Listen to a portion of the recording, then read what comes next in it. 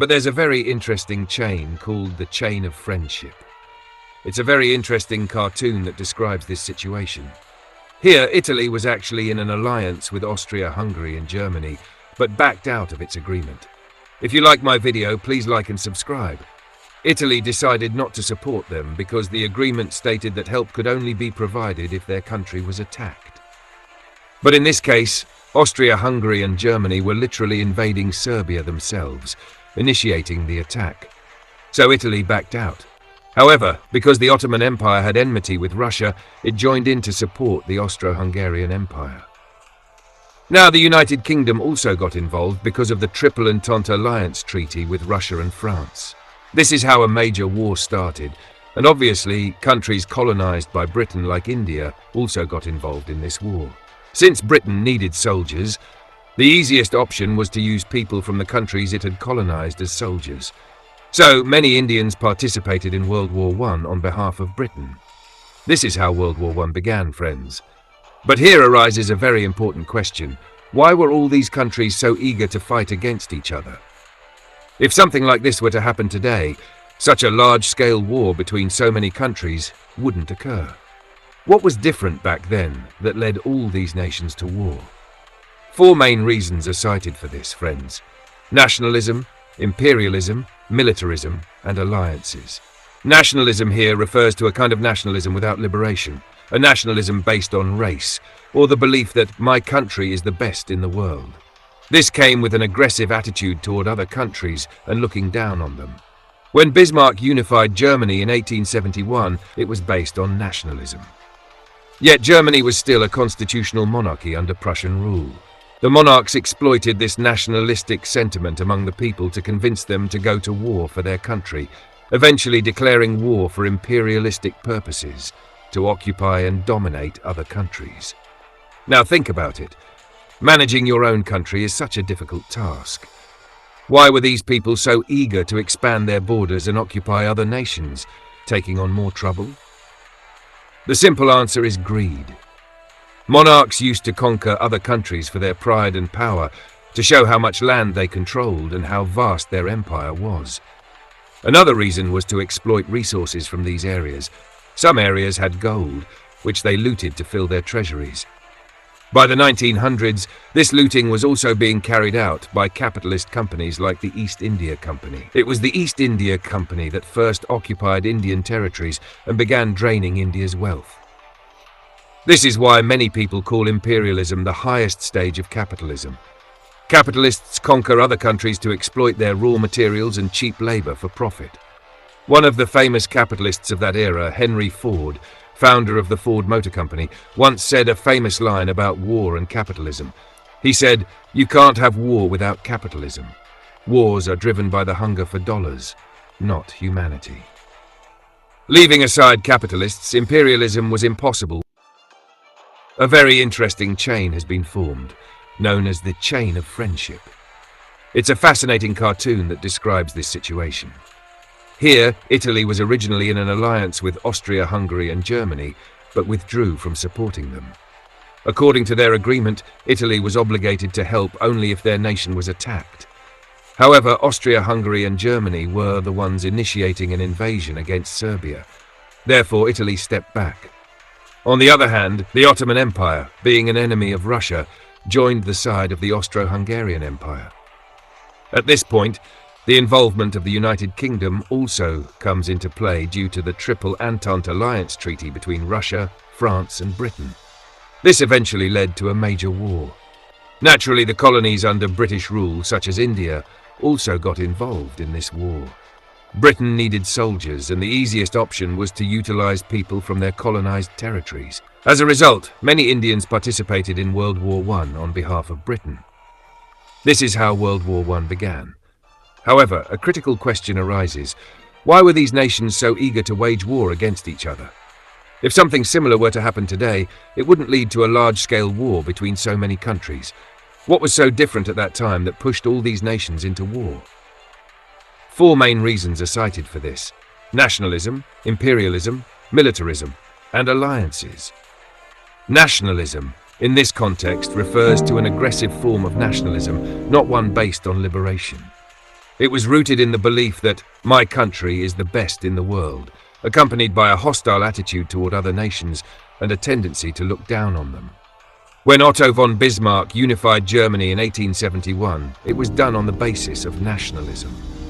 Even though Germany became a constitutional monarchy under Prussian rule, the monarchy exploited this sense of nationalism among the people, convincing them to go to war for their country. Then there was imperialism, where nations sought to occupy and dominate others. You might wonder why managing one's own country wasn't challenging enough, and yet they wanted to expand their borders and take over other countries.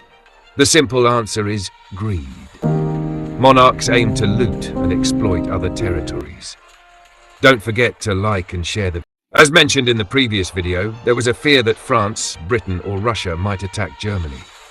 In Russia, Tsar Nicholas II, who was unable to manage his authority effectively, was the last emperor of the Russian Empire. Meanwhile, the head of state in Britain was King George IV. Here's an interesting fact. These three monarchs, Tsar Nicholas II of Russia, Kaiser Wilhelm II of Germany, and King George V of Britain, were first cousins. Imagine that. Members of the same family literally ruled over three major countries. It's said that World War I was, in a way, a Game of Thrones where one family was fighting amongst itself. Queen Victoria had reportedly tried to maintain peace between them, but after her death, that effort fell apart. Another reason for World War I was the complex system of alliances. For instance, in 1882, the Triple Alliance was formed between Germany, the Austro-Hungarian Empire, and Italy. These three countries promised mutual support if any one of them was attacked by a great power. Another major alliance, the Triple Entente, was formed in 1907 between Great Britain, France, and Russia. The original motivation behind these alliances was imperialism. These countries were competing to expand their empires, often fighting over colonies in Africa and other territories, which led to jealousy and conflicts. Now, what was the condition of the common people in this scenario? Did they want World War I to happen? The answer is mostly no. But despite that, the common people were dragged into the war. One reason for this was that soldiering was considered a job for the poor. Many ordinary people, unable to find other employment, joined the army to make a living. Fighting for their country's defense was one thing, but risking their lives to invade another country for a ruler's greed? That was hard to justify. So where did the motivation come from? The answer lies in propaganda. During that time, militaristic nationalism was spread through newspapers and media. Enlisting in the army was portrayed as a noble profession, an act of selfless service for the country. Soldiers were depicted as disciplined gentlemen and heroic figures. War was glorified. For example, during the Crimean War, Britain lost 200 soldiers in one field military action. But newspapers exaggerated this incident, portraying it as an act of heroism. The Times of London published articles emphasizing the sacrifices of British soldiers. Even Britain's monarch appointed an official poet, Alfred Tennyson, to romanticize the war. Let us know in the comments which city and country you're watching this video from. Make sure to like, share, and subscribe to the channel. The British monarch appointed an official poet, Alfred Tennyson, who wrote a poem titled The Charge of the Light Brigade. This was one of the first poems in the world to portray soldiers as heroes. Another famous English poet, Rupert Brooke, wrote poems like The Soldier and The Dead, which glorified war and death. Rupert Brooke himself died during World War I, and Winston Churchill used one of his poems as a death note to recruit more soldiers. Such warmongering propaganda was widespread at the time, presenting war as a noble endeavor for the country. Here I say country, but it wasn't a democratic nation. Instead, it was ruled by a king, and soldiers essentially went to war for their king. However, not everyone fell under the influence of this propaganda. Many people in these countries were completely against war, such as the Socialist Party in America, the Socialist Party in Italy, the British Labour Party, the Bolsheviks in Russia, and figures like Karl Liebknecht and Rosa Luxemburg in Germany. Other groups, such as anarchists and syndicalists, believed in internationalism. Some individuals, based on religion or humanitarian grounds, opposed war, figures like Henry Ford and Valentin Bulgakov. Even intellectuals and poets like Rudyard Kipling, whom you may know as the author of The Jungle Book, were against war. In response to the charge of the Light Brigade, Kipling wrote a counterpoem titled "The Last of the Light Brigade," which highlighted the terrible conditions soldiers endured during war. Similarly, Wilfred Owen's poems revealed the bitter truth of war, with imagery of poisonous fumes, blood-soaked wounds, and soldiers coughing up blood. If you truly understand what a soldier goes through in war, you can never view war with enthusiasm. Perhaps the most legendary anti-war poem was written by Thomas Hardy in 1909, titled "The Man He Killed." This poem portrays a soldier killing another soldier, even though both were unemployed men who enlisted in the army to earn money for their families. They fight and kill each other on the battlefield, but if they had met at a restaurant in each other's countries, they might have happily dined and celebrated together. These are the reasons why not every soldier who fought in World War I was influenced by this destructive warmongering propaganda. In many cases, we saw mutinies. For example, in France, an entire battalion refused to fight. In Russia, soldiers turned against their own rulers.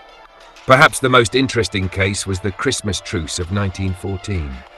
During the war, when Christmas arrived, British and German soldiers came together on the battlefield to celebrate Christmas.